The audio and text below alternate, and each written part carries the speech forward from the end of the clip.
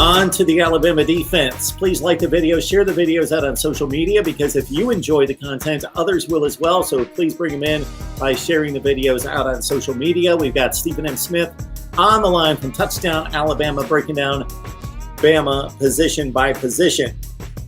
Quinnen Williams, from a national or SEC perspective, kind of came out of nowhere and became just a mountain of a force in that 2018 season. We saw something similar to that the way Christian Barmore came on late last season. I'm going to start in the interior here, Stephen, to see if there's anybody that's going to be that kind of force or multiple players that could possibly fill that void. I'm going to say this. I think Tim Smith is the next person to be that type of force. Sophomore this year, coming from Sebastian River High School in Florida. When he took the field last season, and he was only out in small doses due to COVID, but when he took the field, I saw velocity, I saw quickness, I saw slippery ability, I saw a lot of dominance, a lot of big play ability from Tim Smith. Whether it was knocking guys back for loss, whether it was forcing fumbles, recovering those fumbles, harassing quarterbacks, Tim Smith is a load. Tim Smith is a hoss. Tim Smith is the next guy on that defensive interior, in particular at nose tackle, that is going to be a force to be reckoned with. I really like DJ Dale. I like the experience that he brings. I think he's going to be very good this season. But I think Tim Smith is the next name that people are going to go, where did Alabama get him from? Where did he come from? Who is this dude? So I think Tim Smith is the next guy right there. Also, on the defensive line, you look, Vidarian Mathis coming back. Now, Mathis is going to be the energy, the fireball, the leader, the intensity on that front line, replacing the Christian Barmore that did those things a season ago. Mathis knows a strong year for him means a higher draft stock. When you discuss the 2022 venue, he had a good season last year, a very productive season last year, but he knows he's got to take it to the next level in terms of getting this defensive front to harass the quarterback, to get those sack numbers up, those tackle for loss numbers up, and to have a group that is going to really be an elite and a sound group. Then you got Brian Ray back as another veteran defensive end. The question for him, Mark, can he stay healthy? Can he put it all together for this season? He's been battling injuries since he's gotten here. When he's healthy, but Brian Ray, fast, quick twitch, pass rusher, he has it in him. But can he stay healthy to do it for a full season? That's the question for him. Then you've got guys like Byron Young and Justin Boydby, who are menacing players, who can rush the quarterback, who can stop the run, they both got that quickness ability about themselves. Definitely want to see more from them, too. You got guys like Braylon Ingram on the defensive line, big Jamarian Latham, who came in 2020. He's got a lot to bring to the table. Then you've got, Jamil Burrows, who came in with Tim Smith last year. He brings it out to the table. Stephon Wynn is still on the team. He brings it out to the table. And Wynn came in the 2018 class. Alabama's rotating 8 to 10 plus deep on that front line. And not to mention the guys that came into this recent class with Damon Payne and Clint Barnes and Tim Keenan III and those guys. So Bama's rotating bodies. The question is going to be, with the bodies that's rotating, who goes out there and makes the big plays, and makes the right plays, and it makes the explosive plays, and keep that fear in the hearts of opposing offensive linemen when those guys take the field. But in terms of just that guy that's going to have people thinking, where did that dude come from? I think that dude is going to be Tim Smith. Christopher Allen and Will Anderson finished 1-3 in the SEC in tackles for loss. Christian Harris had a big breakout season, 79 tackles, second on the team. Jalen Moody, we saw him really emerge as well. I can't imagine that there's a better linebacking unit in the country than this group. Will Anderson, and going back to once again, last year, You did not have a spring. Summer was weird. The season at the conference only schedule, and how Will Anderson picked everything up so fast. And he got out there on the field. We saw the numbers, 10.5 tackles for loss, 7 sacks, flying all over the field. And he could have had more sacks.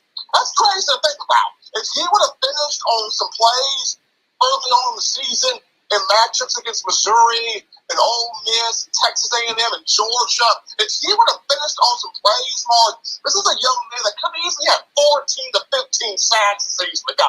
But the guy was a menace regardless. And he's back now, stronger, faster, better. It's really scary.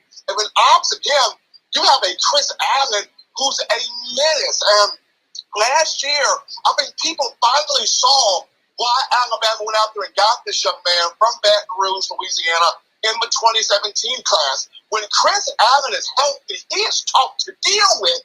He had not been really truly healthy for the first time. He was really truly healthy for the first time last year in his career since his freshman season.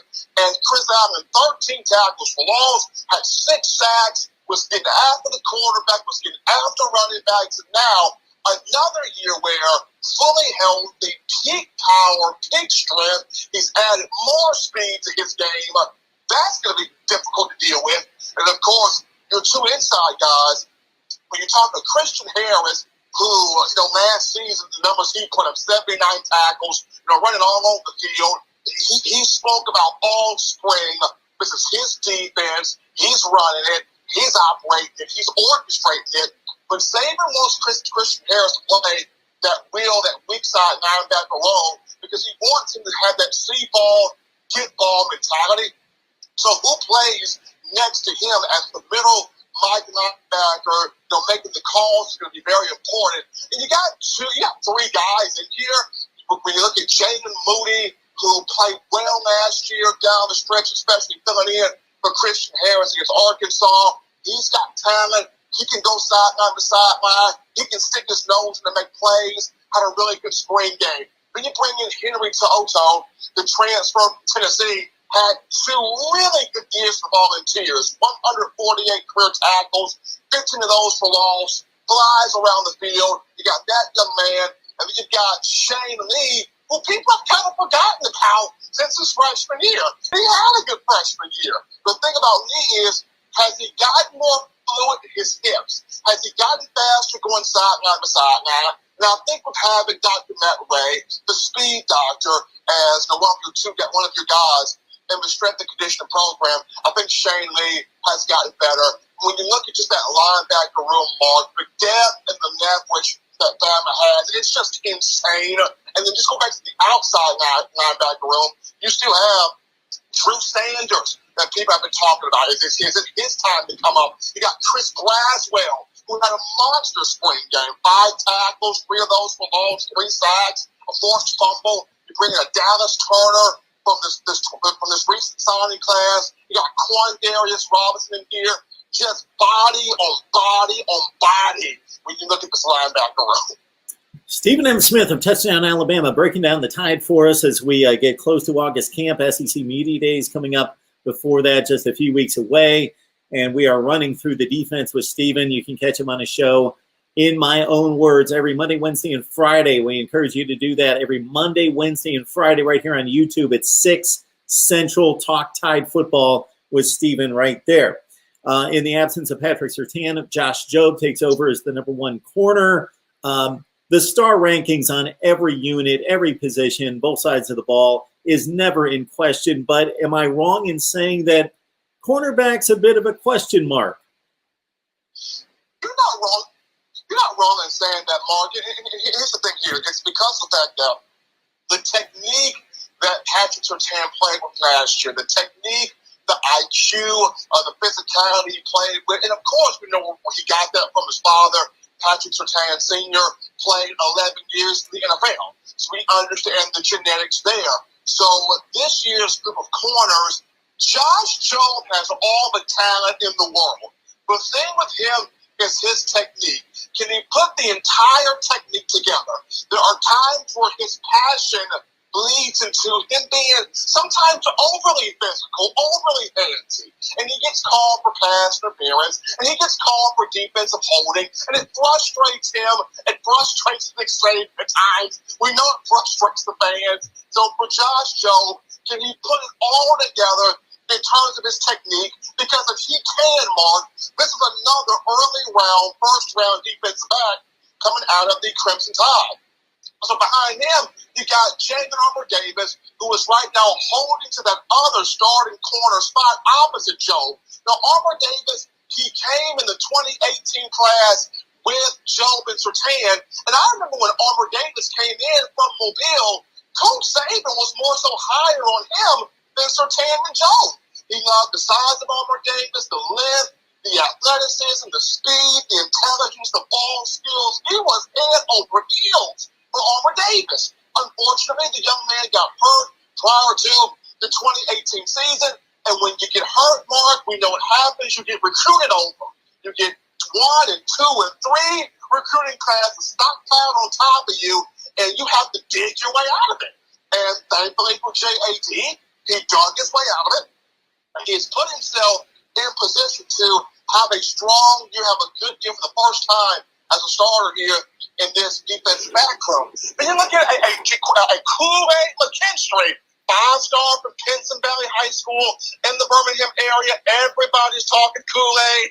Coach Saban couldn't stop talking about Kool-Aid throughout the entire spring. He's talking about how much he has picked up on things, learned things, grasped things, had a great spring in his own right. He will play. You will see a lot of action on the field. You got guys like Marcus Banks, another corner who will play as well. You look at Malachi Moore; he's going to be in that nickel role, starting in that star position. You've got Brian Branch, who's going to see some time on the field. He's a highlight defensive back.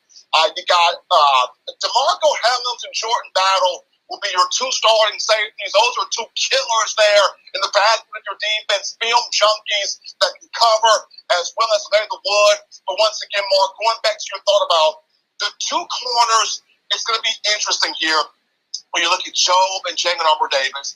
Can they trust the technique that Saban has taught them? Can they trust the technique that they have learned?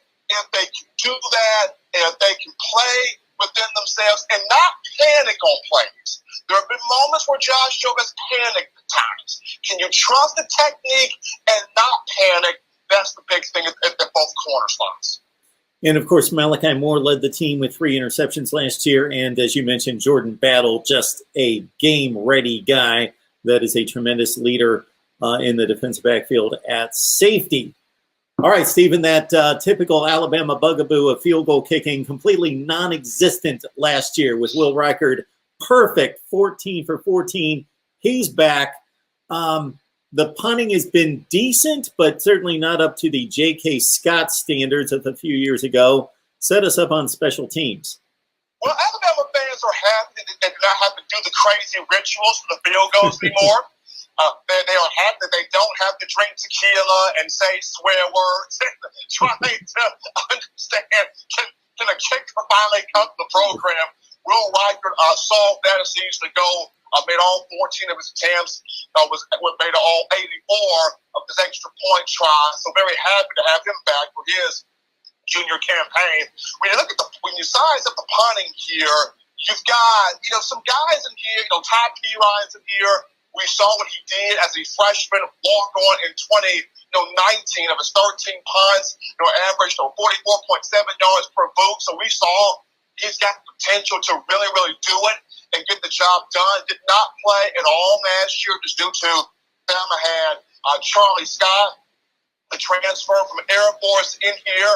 Of course, Scott's waiver from the Air Force Academy did not get approved for a second season, so Charlie Scott will not return to Alabama for the upcoming season. So that allowed the Tide to go out there and get Jack Martin from the transfer portal coming from Troy University out of the Sun Belt Conference. Jack Martin's the real deal.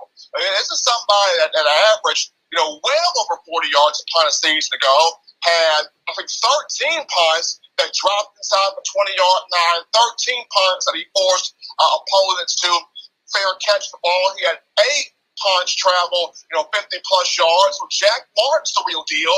I got a chance to talk with him.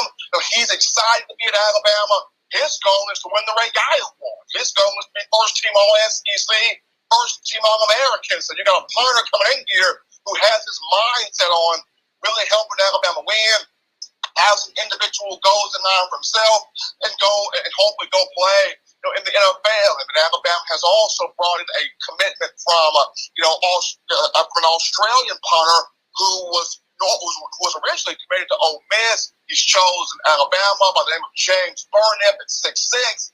Now, Burnip has never played football before. So this is going to be interesting to see the dynamic he brings to the table coming over from Australia. So you got Burnip, you got Piron, you got Jack Martin, you also have a walk-on in Sam Johnson. So Alabama's been looking for who's the next skyrocket foot here to carry on what J.K. Scott did from 2014 to 17. Competition's going to be interesting there. Tremendous work turned in by Stephen M. Smith of Touchdown Alabama, breaking down the tie, the offense, the defense, and, of course, we don't forget about the special teams here at the Voice of College Football. Please like the video, share the videos out on social media, and subscribe. Stephen, always appreciate your insight, your information, your knowledge, your storylines that you bring to the table. It's always a great conversation. Thank you so much, sir. Thank you, guys. Mark, you take care of there.